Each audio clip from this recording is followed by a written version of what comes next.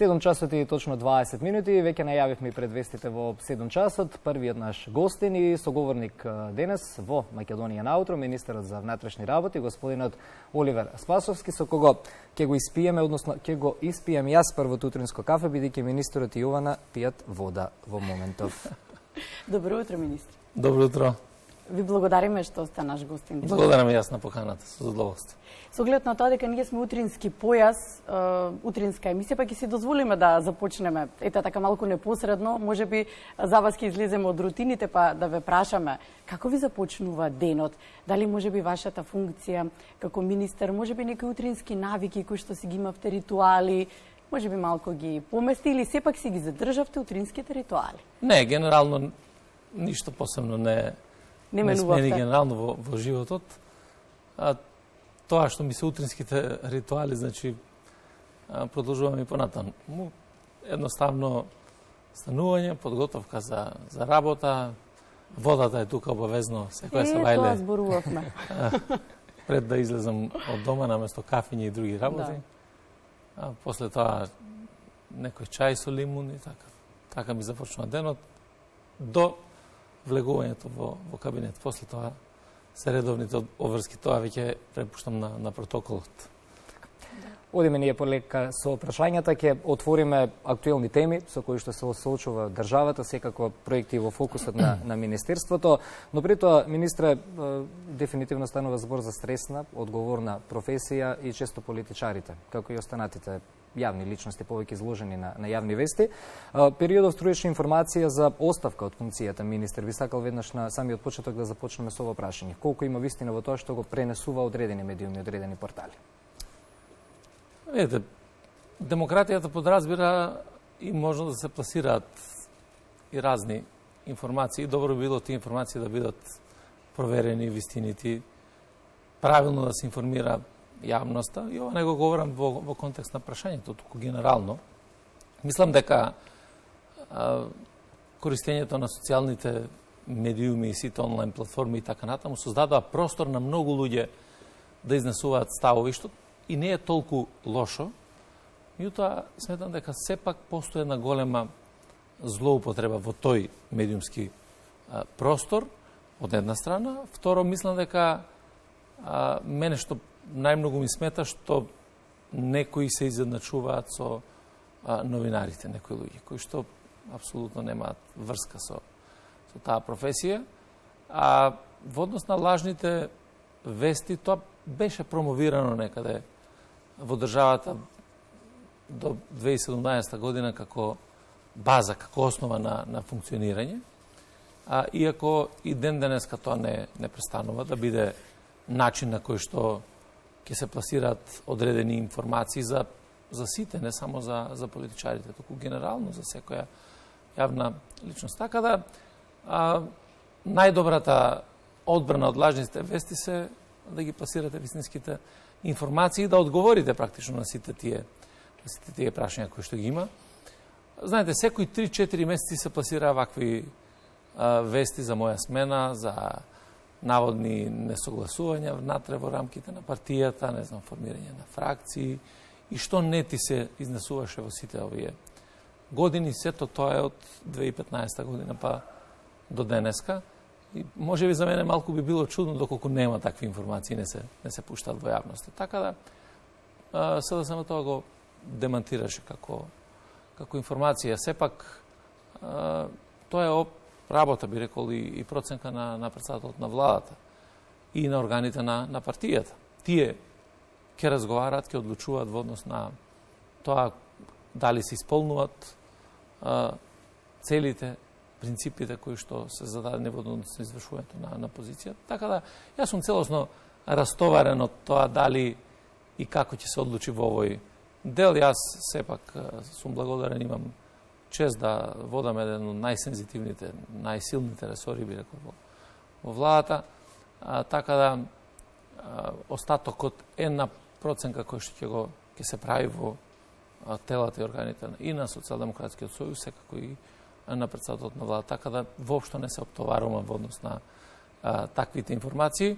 Меѓутоа, постојат и други многу лажни вести кои се пласираат. Тоа се дел сега и на основа на таа хибридна војна која што се води на територијата на Северна Македонија. Не само од луѓе кои што би рекол од нивни причини тоа го прават, туку се пласираат многу лажни вести со цел да се влие врз граѓаните, да се насочува мислењето и така натаму, посебно војната во Украина, значи инвазијата на Русија допринесе не само кај нас, туку генерално на Балканот да имаме таков тип на хибридна војна која што се води. Така да важно е постојано да бидеме во комуникација со граѓаните, да ги пласираме вистинските информации. Јас сум преблагодарен на сите медиуми, сите медиумски работници кои што ги бараат одговорите таму каде што можат вистински да ги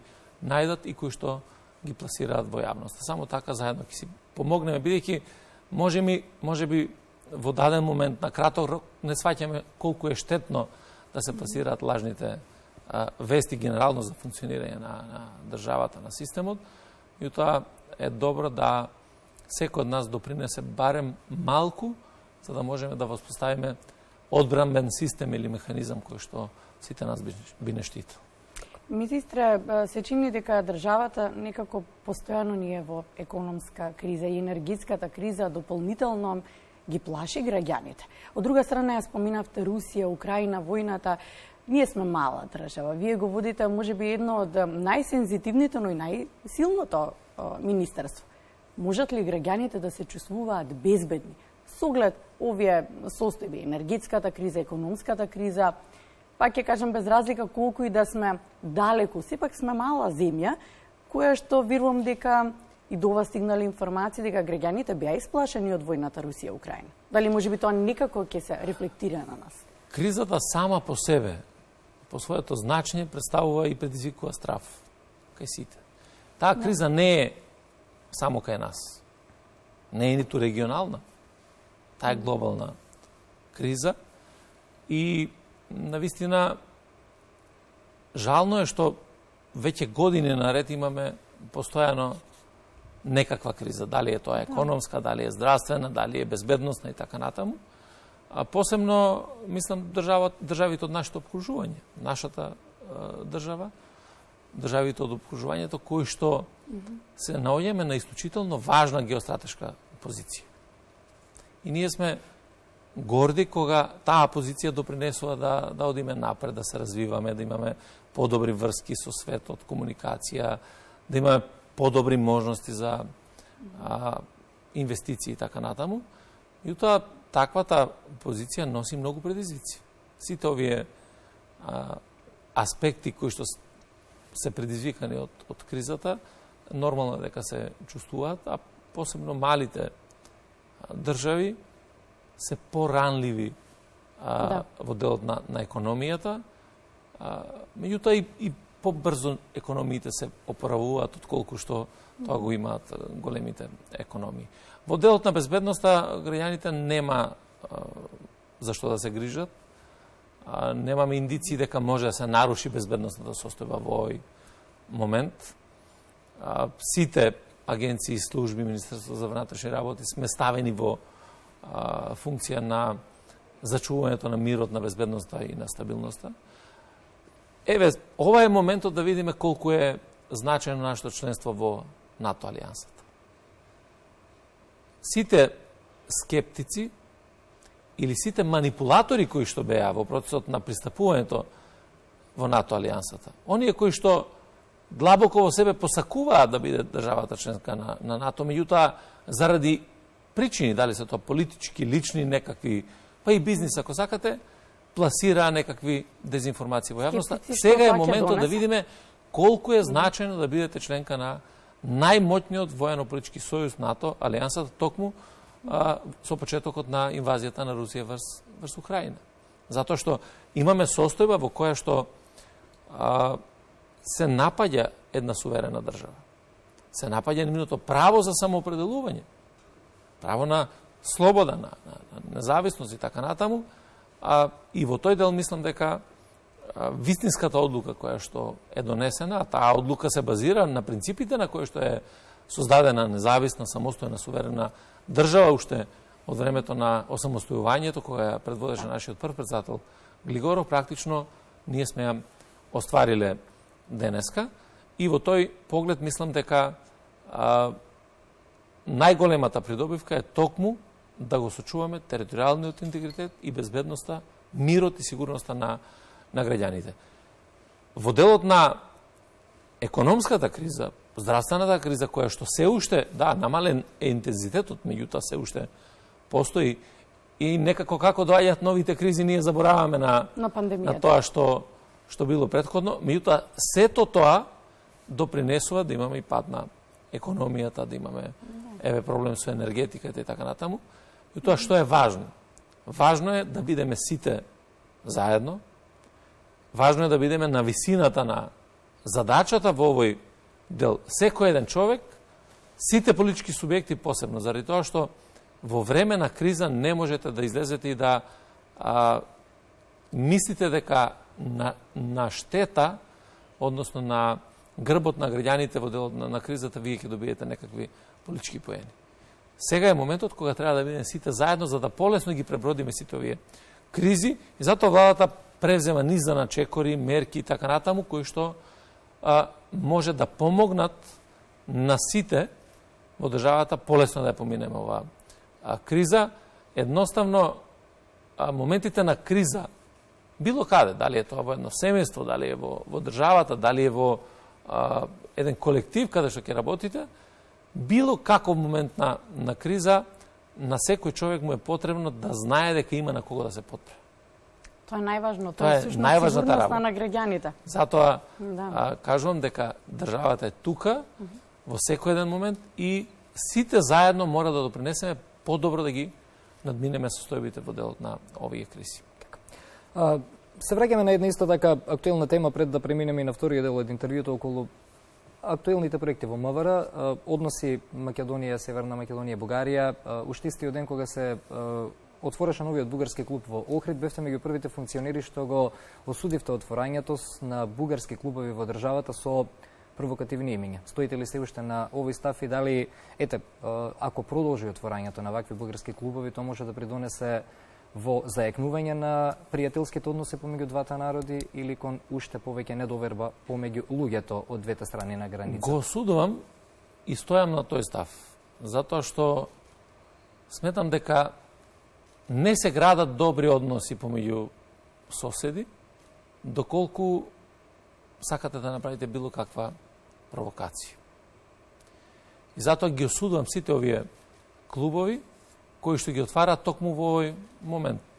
Секој од нас може да постои прашање зошто до сега не се отвараа клубовите, туку сега кога започна интеграцијата на Северна Македонија во Европската Унија.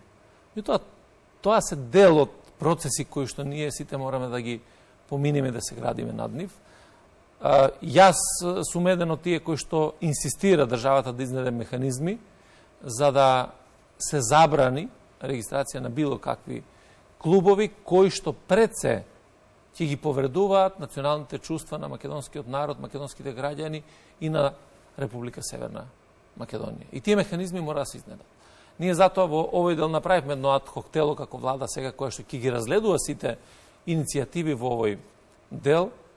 И тоа сметам дека можеби треба да се размислува и во делот на посебни законски одредби кои што ќе овозможат да се создаде механизам на заштита. Затоа што, видите, и не е логично од една страна Бугарија да бара од Северна Македонија да ние нешто бидеме внимателни во однос на нивното учество во времето на Втората светска војна на страната на фашистите и така натаму. Да, ние не кажуваме во ниту еден случај и тоа е факт, не може да биде Бугарија или бугарскиот народ фашистички. Меѓутоа, во тој момент, тоа е историски факт, дека биле дел од таа фашистичка оска и сега одеднаш нелогично е тие кои бараат начини, механизми да се отрнат од тоа нивно минато, тука да промовираат имиња на фашисти во клубовите. Тоа не е дозволиво. Второ, Република Северна Македонија е родена на придобивките на народно-ослободителната борба и антифашистичкото движење.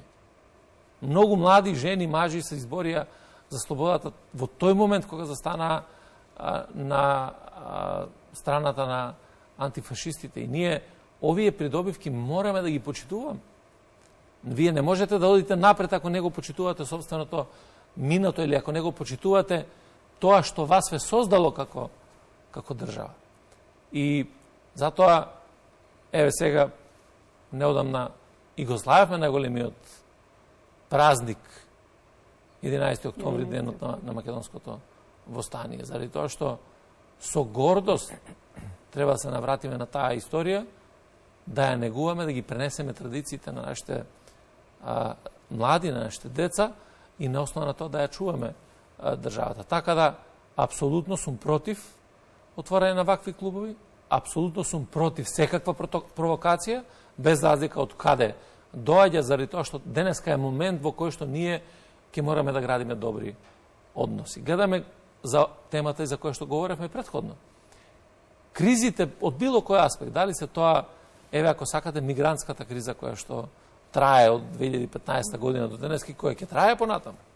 Ако сакате борбата против тероризмот, економскава криза, енергетската криза, здравствената криза и така натаму, тоа се предизвици кои што бараат добра соработка, добри меѓуетнички односи внатре во државата, добри соседски односи во регионот, за да можете тие политики кои што ги застапуваме заеднички да ги реализираме и да се одбраниме од ваквата состојба. Така да, дневно политички игри на национализам и така натаму, кои што повеќе штета прават од колку што ќе донесат корист, не и се потребни на државата. Министре, во контекст на добрата соработка, се со цел да оди напред нашата држава, чинам дека како децениска желба да е приоритет членството во Европската Унија. Еве сега започна скринингот, преговорите се очекували да продолжат со оглед состојбата, кои се вашите предвидувања со оглед несогласувањето со опозицијата кои што ги имате изминатиот период. Ке стагнира или ке продолжи процесот? Што очекувате? Оваа желба, овој стремеж, овој принцип на кој што се развива современата македонска држава, од 90-та година до денеска се темели токму на остварување на овие две стратешки цели, членството во НАТО и во Европската Унија. Да подсетам само дека ние практично до 2010 година, или поточно до 2008, огромен процент на населението, преку 90 и кусур проценти, беа за членство и за НАТО и за Европската Унија. Иако и сега имаме големо мнозинство на граѓани. Денеска ги гледаме придобивките од членството во НАТО. Што значи да бидете во семејството со најмотните во воено-политичкиот дел? Што значи да имате на кого да се потпрете кога е во прашање безбедноста, територијалниот интегритет и суверенитет? А втората цел секако дека е членството во Европската Унија. И нема некој кој што не го посакува тоа. Не заради тоа што ние ќе станеме само дел од европското семејство. Туку заради тоа што треба да ги живееме тие европски принципи овде во институциите. И затоа е многу важен тој процесот на преговори кој што ќе го имаме. Тоа не е нешто имагинарно кое што ние сме започнале процес на преговори, ќе трае известно време и тоа нема да се чувствува кај граѓаните. Напротив, процесот на преговори мора да ги примени тие европски вредности во начинот на живење, во институциите, најмногу во начинот на размислување на сите нас. Нема промена и реформи само на хартија. Нема промена и реформи само во закони, подзаконски акти и во други пишани документи, ако ние не размислуваме на поинаков начин од тој што е сега. И ако погледнеме наназад, ќе видите дека Македонија не е истата држава која што била 90-та, 2000-та и денеска. Таа се развива, напредува, меѓутоа ни предстои период на преговори и навистина тоа е една од клучните придобивки. После многу години ги започнавме преговорите и тоа треба да биде основен приоритет на сите политички субјекти во државата. знаете, политички разлики може да има по многу прашања. Или постојат многу теми на кои што левицата и десницата во државата може да се разликуваат. Да имаат различни погледи на животот, генерално на општеството. Меѓутоа, кога се во прашање виталните национални интереси, тука мора да постои единство. И затоа сметам дека низ дебата, низ разговор, посебно во законодавниот дом, можеме да дојдеме до решение кое што ќе овозможи продолжување на целиот тој процес. Сега трае скрининг процесот и после завршување на скрининг процесот, некаде наредната година кон крајот, ние ќе треба да го отвориме практично и првиот кластер. И тоа треба да се исполнат условите од договорот. И тука е пред нас најголемиот предизвик да седнеме, да разговараме низ дебата, низ диалог, да кажеме што е добро за граѓаните. Инаку, знаете, ако овие витални национални прашања ги ставиме во контекст на дневна политика, тогаш нема визија за иднината на државата. Секој поединец, секој политичар, секој политички субјект да гледа што е најдобро за себе. Тоа не е добро за државата. За стратешките интереси мора да седнеме сите заедно и да ги видиме кои се аргументите. Мора да има аргументи за и против во однос на секој од прашањата. И затоа сметам дека и ставовите на сите политички субјекти, конкретно и на опозицијата, мора да бидат ставови кои што ќе бидат јасни во насока на тоа каде ја гледаат Република Северна Македонија во иднина. Затоа што и до сега опозицијата никогаш не понуди алтернативно решение. Ако сакате, дури не излезе со конкретен јасен став по многу прашања. Така да сметам дека ќе имаме разум пред се во делот на овие национални стратешки интереси и дека ќе продолжиме на задоволство на секој еден граѓанин да ја оствариме оваа стратешка цел. Бидејќи пак ова време на економска и енергетска криза можеме да видиме колку е важно пак да бидете дел од тој голем сојуз, тоа големо европско семејство и колку се големи можностите за помош. И само накратко да го заокружиме овој дел, првиот да ни остане време за активностите на Министерството за внатрешни работи. Вчера ете го добивме извештајот од Европската комисија, токму таму во два збора се бара национална политика и повеќе соработка меѓу опозицијата и опозицијата пред се во собранието. Зрели ли сме за ваква национална, заедничка национална политика? Бидејќи тоа и вие го нагласувате во последните интервјуи многу пати. Тоа јасно ни е посочено во извештајот. Да. И без да биде посочено во извештајот, ни треба да знаеме, ако имаме јасна национална политика, јас би рекол јасна национална свест за тоа што сакаме да направиме, тогаш ние мораме да направиме се тоа да го операционализираме. Не зависи веќе од никој друг. Зависи се од нас. Од нас самите. Од сите нас. Затоа е важно диалогот да се врати во институциите, да се разговара во собранието, да ги согледаме сите прашања кои што се важни по однос на остварувањето на националните интереси и по тие прашања да одиме заеднички напред. Ако сакаме конфронтации, има теми на кои што ќе можеме да се конфронтираме. Ама тоа е нешто што не е најважно во овој момент. Најважно е како да се воспостави систем во кој што ќе функционираат механизмите за да можеме полесно да дојдеме до остварувањето на оваа стратешка цела, тоа е да бидеме членка на Европската унија. Знаете, кога зборуваме, можеби еве еден од конкретен пример, летово се создава гужви на граници, луѓето патуваат и така натаму. Имавме зголемено присуство на луѓе на нашите граници за 45% и така натаму. И замислете сега, имаше политички субјекти кои реагираат на нашето членство во Европската унија и дека тоа не ни било приоритет заради X прашања, а од друга страна реагираат затоа што има и гужви на граници. Нема механизми како да немаме граници, освен да бидеме дел од европското семејство. Таа е стратешката цел. И не можете да имате вие политики кои што ќе се спротиставуваат или ќе бидат абсурд пред граѓаните. Ова го наведувам како пример заради тоа што тоа ни се случи. Добро, тука се авионските линии, поголема достапност. Да речем, кога веќе патувањата ги споминат. Не само авионските линии. Се. И тука имаше негодување кога споминат. Целосната отвореност на државата, големите пазари кои што ќе ни се отворат. Да. Огромните можности државата да учествува во тие економски текови на Европската унија и така натаму. Придобивките се огромни. Јас знам дека кога носите крупни политички одлуки, важни одлуки во кои што ќе остварите визија, најчесто за жал тие не се препознаваат во моментот на носењето. Меѓутоа се потврдуваат из историјата како исправни одлуки. Ние во делот на НАТО реков дека имавме за жал многу брзо можност да спознаеме колку е голема важноста на членството на Република Северна Македонија во НАТО.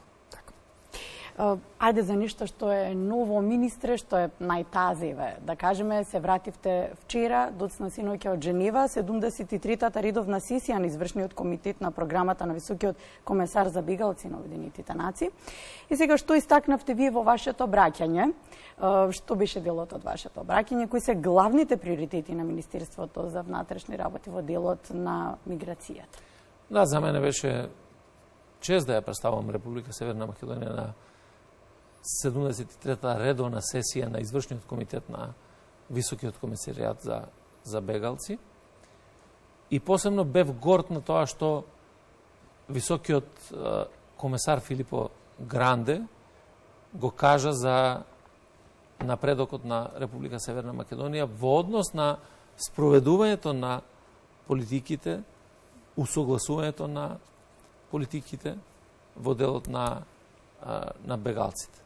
И мислам дека имаме една висока оценка во овој дел и тоа е многу важно за нашето меѓународно позиционирање, за довербата која што ја ужива државата. И добро беше тоа да се чуе и пред сите земји членки на Обединетите нации кои што учествуваа на таа сесија. Ние како држава покажавме затоа што прашањата околу бегалците не се само во делот на мигрантските бранови, кога тие ги имавме во еден сериозен интензитет 2015 година, 2016. Туку генерално како се однесуваме со бегалците во било кое време, како и на кој начин се спроведуваат постапките во делот на барањата за азил, почитувањето на човековите права и така натаму. Ние тука соработуваме долги години со УНХЦР, сме партнери и тоа партнерство е препознаено.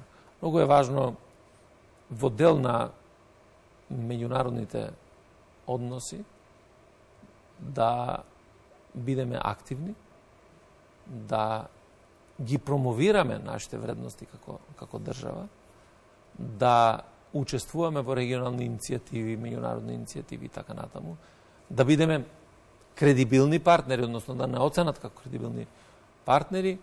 И јас сум горд заради тоа што Министерството за внатрешни работи во многу регионални иницијативи, многу организации, преку членство, преку активности, преку оперативни активности кои што ги превземаме, навистина се покажуваме како партнери на кои што може да им се верува и заедно работиме и на справувањето со миграцијата. Тоа е предизвик кој што трае и ќе трае и понатаму. Заедно работиме со нашите партнери во делот на справувањето во борбата против тероризмот, сајбер нападите и така натаму. Постојат многу механизми на кои што ние можеме да помогнеме. Еве сега ни предстојат во текот на овој месец и Прашкиот процес на кој што ќе учествуваме, Берлинскиот процес во Берлин и така натаму. Во месец ноември овде ќе се одржи годишната конференција на Меѓународната организација за миграции. Тоа беа дел од темите со кои што разговарав и на билатералните средби со Високиот комесаријат, односно комесар за бегалци господинот Филипо Гранди и со Виторино, генералниот директор на Меѓународната организација за миграција. Неодамна чинам беше и на официјалната ваша страна на социјалната мрежа Facebook објавивте околу корупцијата, сузбивањето на корупцијата. Овој пат ќе се задржиме во интерес на времето само внатре во институцијата на МВР за голем број на алатки преку внатрешни контроли. Како сте задоволни, како се реализира тој процес? Се охрабруваат ли повеќе граѓаните да пријавуваат, доколку имаат некој проблем на оваа болна тема со службеници, да кажеме, од Министерството?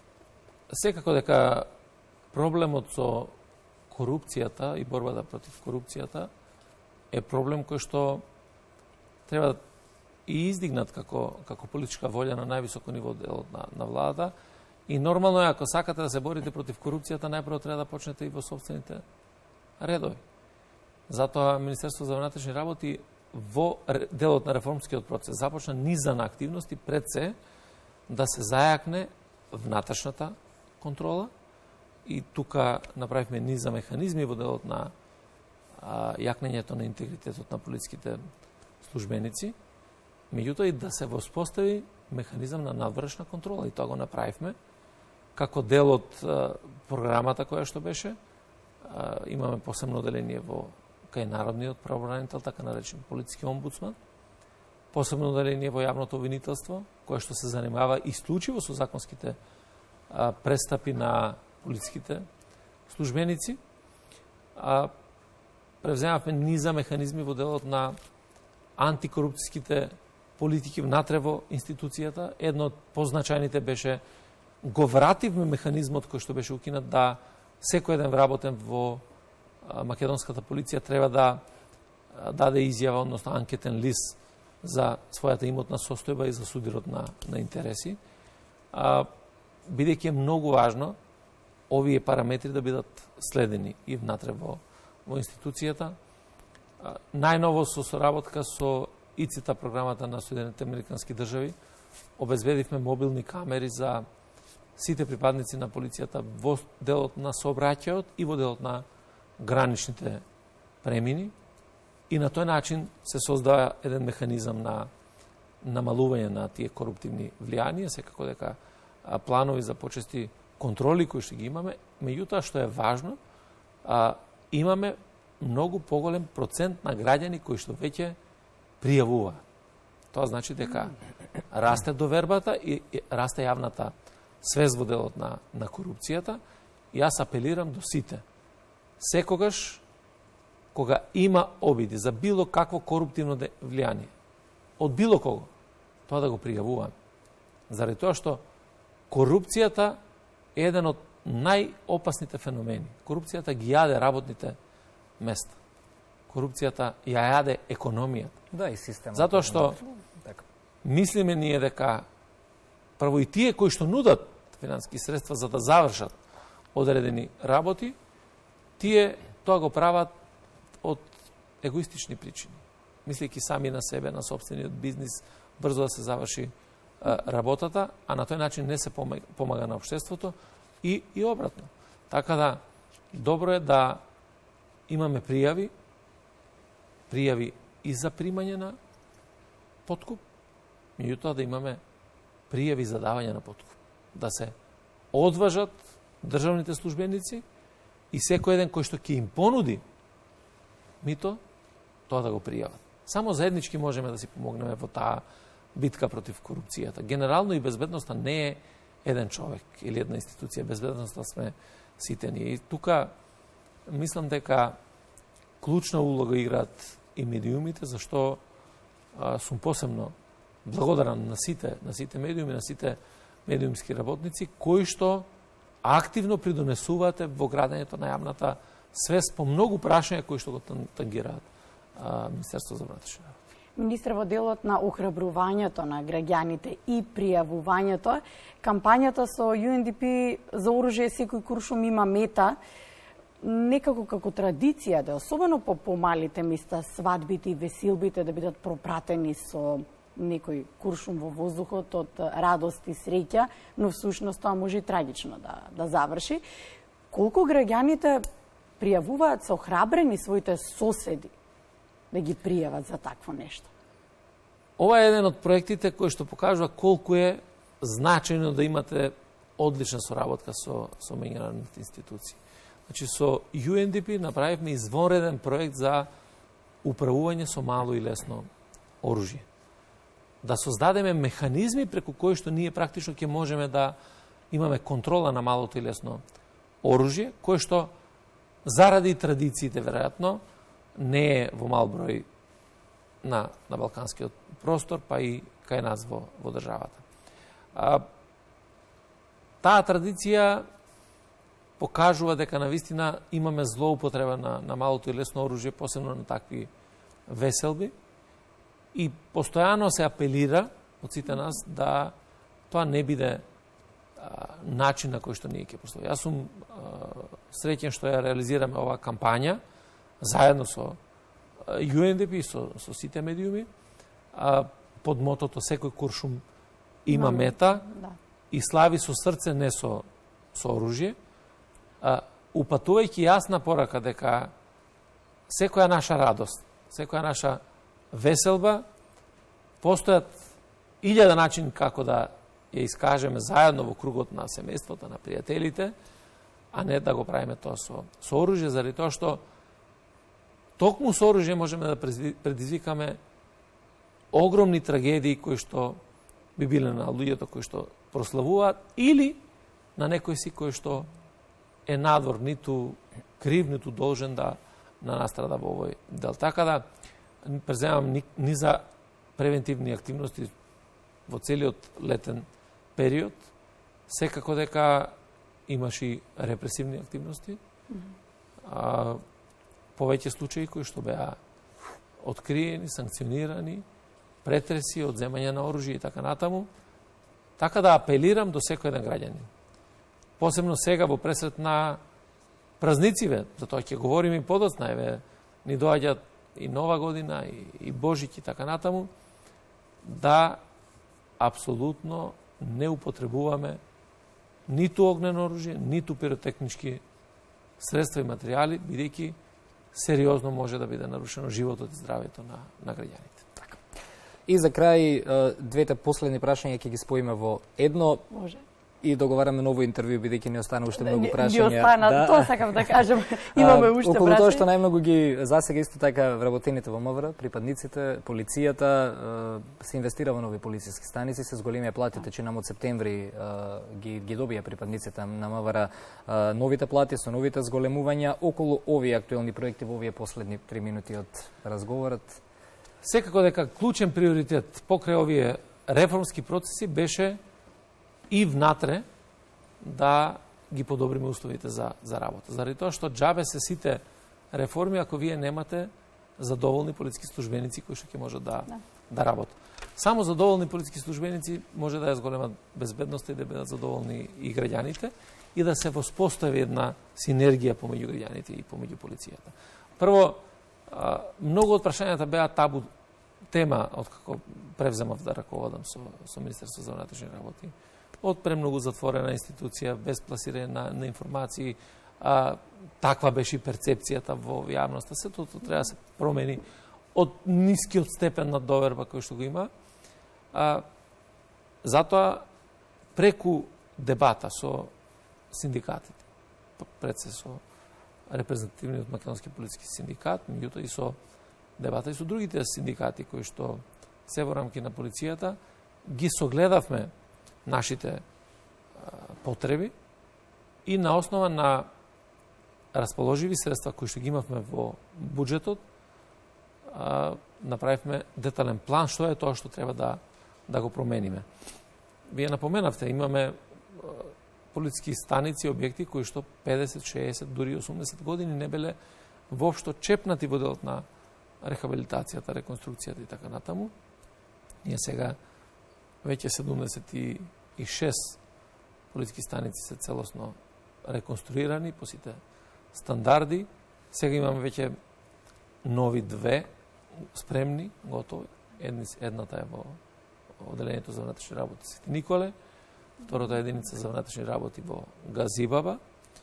Во текот на овие месеци започнуваме со целосна реконструкција на највиталниот дел на МВР, а тоа е Центарот за обука, бидејќи таму се стекнуваат со вештини и знања полициските службеници, кои што исто така неколку децении не е реконструиран.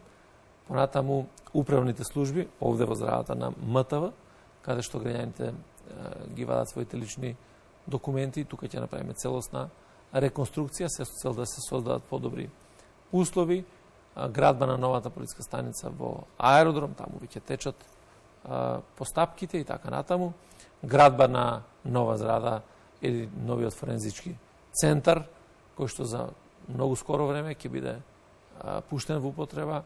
Израдивме нов податочен центар во Прилеп, кој што е за заштита на електронските податоци и на МВР и на другите институции, што е од исклучителна важност.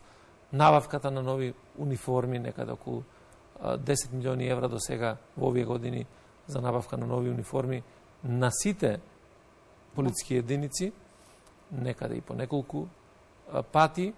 Така да, една од лажните вести и сега беше дека немаат униформи, па деме ќе се собират, тоа беа пласирано од еден од синдикатите, па ќе донираат и така натаму. Моравме да ги демонтираме. Вложуваме и во делот на намалувањето на потрошувачката на енергија, значи сите овие згради се со термофасади, со прозорци кои што се енергетски ефикасни.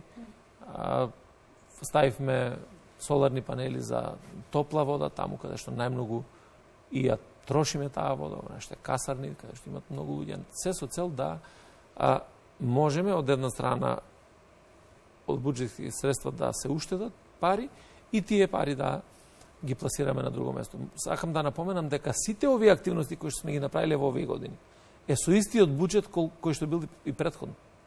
Значи, ние немаме зголемување на буџетот од 2017 година наваму, за разлика од тоа што било до 2017 година. Тоа значи дека добро се определуваат приоритетите кои што се работат и секаде кај што може да се заштити, Така да, платата ја зголемивме сега од септември месец за 5%. Тоа е веќе трето покачување во периодот додека јас раководам со МВР. Некаде, значи за 15% вкупно, сега е за 5% за сите вработени, додека во оделот за телекомуникација и информатика, оделот за компјутерска форензика, таму платите ги зголемивме и за 30%. Се со цел тие кадри кои што се стручно обучени да бидат. И тука не треба да се застане. Секогаш треба да се вложува и да се инвестира, посебно во безбедноста. Мислам дека треба да се напушти периодот или не знам моментот во кој што ќе дискутираме за безбедноста, за здравството само во време на кризи. Ние мораме да дискутираме секојдневно, заради тоа што не знаете кога и во кој момент овие служби ќе бидат изложени на првата борбена линија, тука зборувам и за противпожарните служби на се останато. Така да, постојано треба да се вложува, посебно во безбедноста, заради тоа што безбедноста е основа на се. Така. Ве задржавме малку повеќе од планираното, но ветивме интервју што едно пред Нова година да одговориме на останатите прашања. Ви благодариме за гостувањето во Утринската. Ви благодарам на поканата. Јас сум тука се со цел да одговориме на сите прашања и дилеми кои ќе ги благодарам. Така. Тука завршуваме со интервјуто со министерот за внатрешни работи господинот Оливер Спасовски. Време е за вестите, а потоа и новиот час од утринската програма на јавниот сервис.